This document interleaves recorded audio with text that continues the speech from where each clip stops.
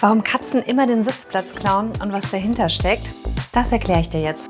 Katzen orientieren sich stark am Geruch. Dein Sitzplatz riecht vertraut und damit auch sicher. Gleichzeitig markiert sie das Revier, ganz instinktiv, aber auch mit emotionaler Bindung.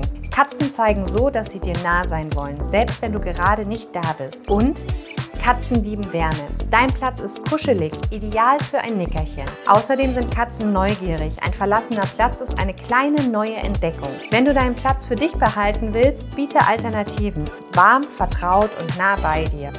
Katzen klauen deinen Platz nicht aus Trotz, sondern aus Zuneigung.